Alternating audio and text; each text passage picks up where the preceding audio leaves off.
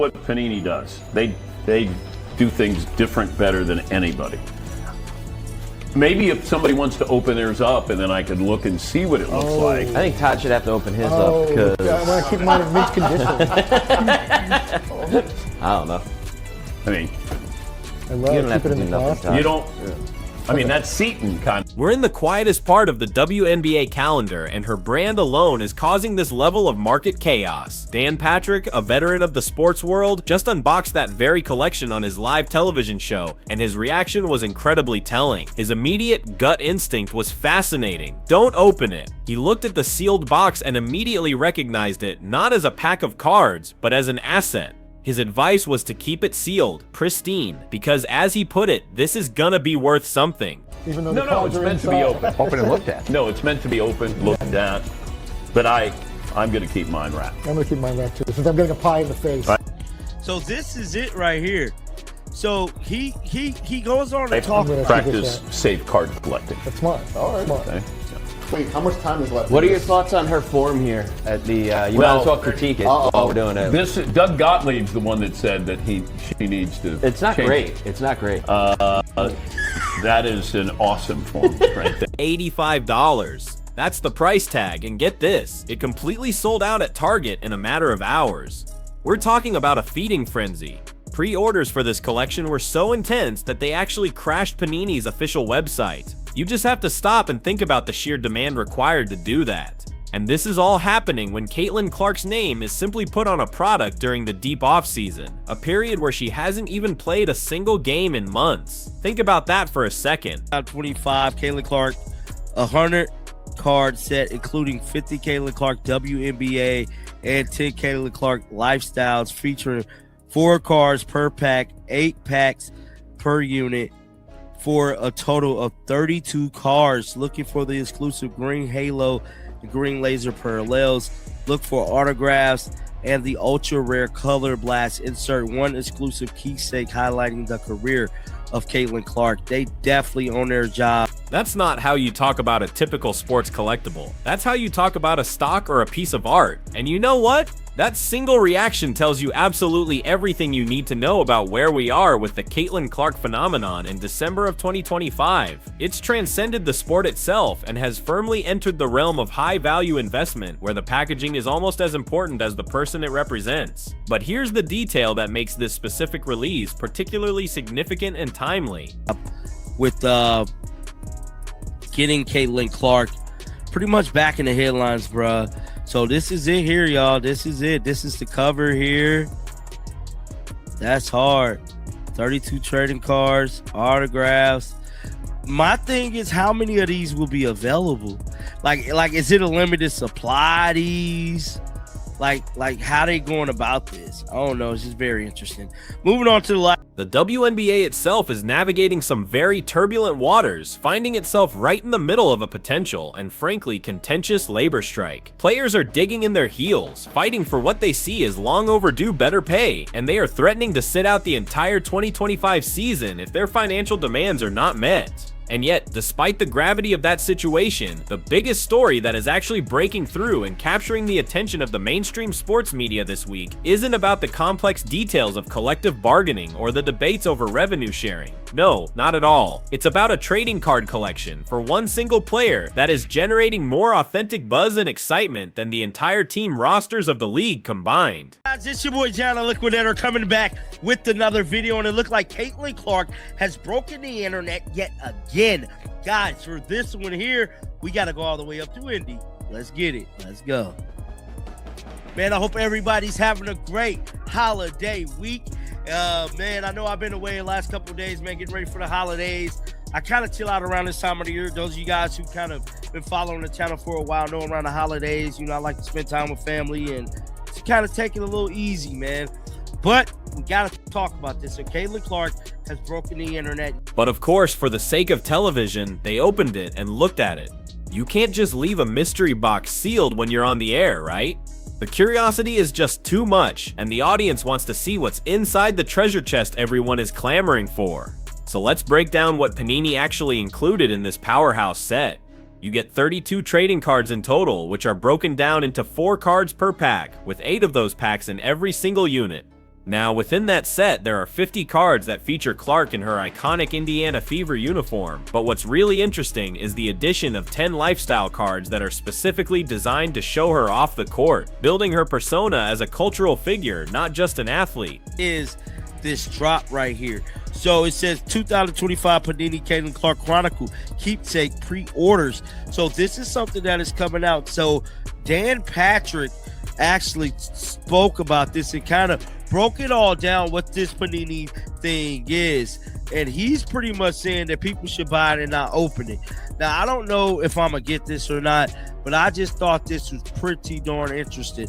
So this is what took place on Dan Patrick's show about an hour ago. And they didn't stop there. Panini went all in, including autographed versions, which are always a huge chase for collectors, alongside ultra-rare Color Blast inserts that are incredibly sought after in the hobby. They even made the savvy move of including her Time magazine cover. You know, the one that boldly positioned her as the new face of women's basketball before she had even played a single minute of a professional game. Let's be perfectly clear, this is not by any stretch of the imagination a standard rookie card release. What we're witnessing here is Panini, a giant in the industry, treating a second-year WNBA player as if she is already an established legendary superstar with proven massive crossover appeal. Yeah. Two fingers down. Yeah, when Gotta put it in when Doug said that her form Yeah, not great. needs to change her shot.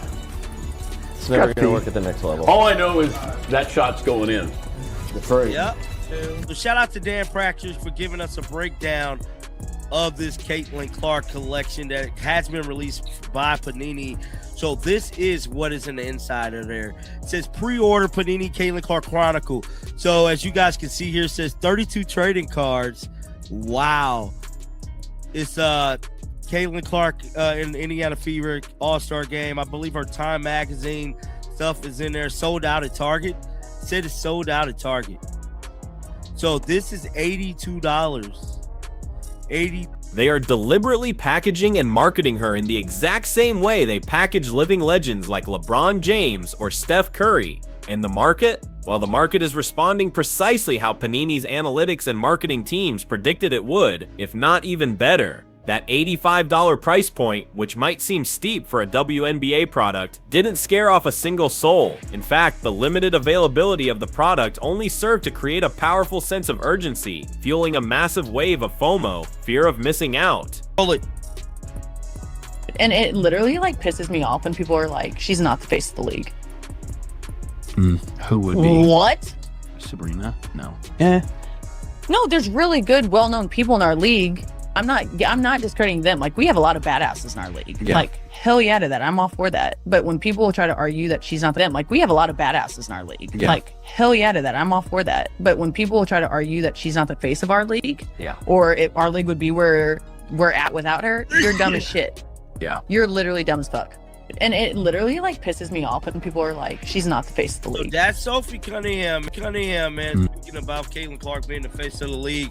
Want to know you guys' thoughts down in the comment section right now. So now what you have is this fascinating dynamic where sports collectors, many of whom have admittedly never watched a full WNBA game in their entire lives, are scrambling desperately to secure these sealed boxes. They're doing it because they are savvy enough to recognize pure investment value when they see it. And right now, Caitlin Clark's name is synonymous with growth. Now shifting gears just a little bit, let's talk about Sophie Cunningham, who just came out and said what at least half the league has been privately thinking but wouldn't dare say on the record publicly. She laid it out there, plain and simple, stating that Caitlin Clark is not just a face of the league, but the face. And when asked who else it would be, Sabrina perhaps? She just flatly said no. Clark being the face of the league. Want to know you guys' thoughts down in the comment section right now. Happy holidays to everybody. Try to put out some content later today and throughout the week. Probably chill out as we get closer to Christmas though, y'all. So might just go down to maybe 1 or 2 videos a day, if that, when it get close to Christmas. But I just want to thank you guys for one hell of a year here on the channel. I was kind of in a funk, I ain't gonna lie, because we did hit 100K this year. I'm not buying subscribers or views. That's not my cup of tea. But I just wanted to really hit 100K. It really bothered me that we didn't, but we gonna roll on, man. We gonna add a bunch of new stuff to the channel in 2026, and we just gonna keep the WNBA train rolling, man. But I want to know y'all thoughts down in the comment section right now. Keep them bills on. Till next time, man. She then takes it even a step further, pulling no punches whatsoever, by saying that anyone who argues the WNBA would be where it is today without the arrival of Caitlin Clark is, in her exact unfiltered words, dumb as shit. That's the kind of raw honesty you rarely get from active players. This right here is the core of the conversation that has been passionately dividing WNBA fans ever since last April. On one side of the aisle, you have people pointing to the cold, hard, undeniable data, television ratings, arena attendance figures, merchandise sales, and social media engagement. Every single metric that is used to measure fan interest shows these massive, unprecedented spikes that are directly and inextricably connected to Caitlin Clark. Let's look at the numbers, because they paint a powerful picture. The Indiana Fever averaged a staggering 1.2 million viewers for every single one of their nationally televised games in 2025. To put that in perspective, the next closest team was the powerhouse Las Vegas Aces, who came in at 620,000 viewers. That is not a marginal difference, that's a seismic gap. Her team is pulling in nearly double the viewership of the league's reigning champions. Then, on the other side of this debate, you have the dedicated longtime fans who have supported the WNBA for decades. She's not debating the past or trying to diminish the legends who came before. She is talking about the reality of right now. Today, in this current business climate of December 2025. And you know, the timing of this Panini release feels incredibly deliberate. It's a calculated move. Caitlin Clark has been almost completely off the radar for the past several weeks. She hasn't been making appearances at Iowa Hawkeye games, a place she's practically royalty. She hasn't been doing a string of high-profile media interviews either. These are the fans who watched Diana Taurasi dominate for years, who celebrated Candace Parker's historic championships, and who truly appreciated the league and its incredible athletes long before it became trendy to do so. They often see the intense, all-encompassing Clark hype as being disrespectful to the very players who built the foundation that she is now standing on. And you know what? They are not entirely wrong when they point out that rich and important history. But you have to understand, Sophie Cunningham isn't talking about history. According to the perspective of the video creator, she's most likely back in Indianapolis, putting in the work and training hard. It seems she's intentionally staying out of the intense spotlight during the holiday season, strategically letting the CBA negotiations play out without her name being attached to every single headline and debate. That right there is an incredibly smart move from a political and public relations standpoint. She currently holds the most leverage of any single player in the entire league, and it's not even close. If she were to publicly come out and support the players sitting out the 2025 season, it would put an enormous, perhaps unbearable, amount of pressure on the team owners. Conversely, if she broke ranks with the union and declared that she's playing regardless of the outcome, it would completely undermine the players' collective bargaining power. So what did she do? She stayed completely silent on the matter, a decision that was probably made on the very strong advice of her agents and management team, who understand the high-stakes game being played. But Panini? Panini doesn't really care about the intricate details of labor negotiations. They operate in a world driven by a different force, consumer demand. And with this release, they just proved, beyond a shadow of a doubt, that Caitlin Clark can move massive amounts of product in December, during what is typically the deadest period of the WNBA calendar, all while not even being actively in the public eye. That, my friends, is a level of star power that completely transcends the sport she plays. You know, it's funny, Doug Gottlieb came out and said her shooting form isn't great, but Dan Patrick's crew immediately, and rightly, pushed back on that critique. And if you just look at the form captured on this trading card, you can see why. You see the two fingers pointing down, a picture-perfect follow-through. So, when a company like Panini decides to put her shooting form on a premium, high-end trading card, you can bet they are not worried in the slightest about some technical critiques from commentators. They are placing their bet on her proven, undeniable results. And let's talk about those results. They say that whatever supposed mechanical flaws might exist in her shot, they simply do not matter when she's consistently hitting step-back threes from the logo and shooting an impressive 34% from deep on an incredibly high volume of attempts. And in the end, the only argument that truly matters is this: that shot is going in. The results on the court speak for themselves, making debates about aesthetics feel completely beside the point. This really is the predictable pattern we've seen with almost all of the Caitlin Clark criticism. Every single major prediction about her professional career turned out to be spectacularly wrong. She finished second in the MVP voting as a rookie, for crying out loud. She shattered the single-season assist record and single-handedly dragged the 13-27 Fever team into the playoffs. So is her form not great?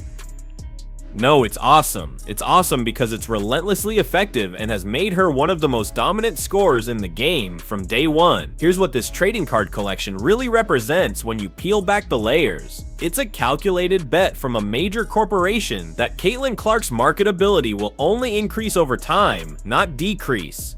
It's a belief that 5 years from now, a sealed 2025 Panini Chronicles box will be worth significantly more than the initial $85 asking price.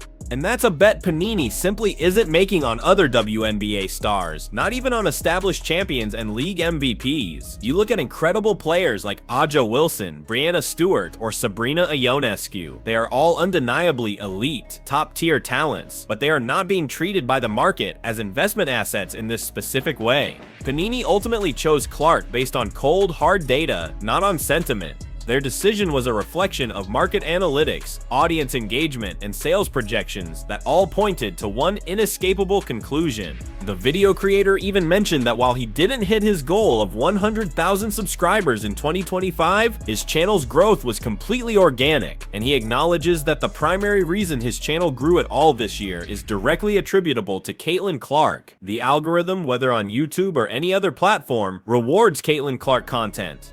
It does this because viewers consistently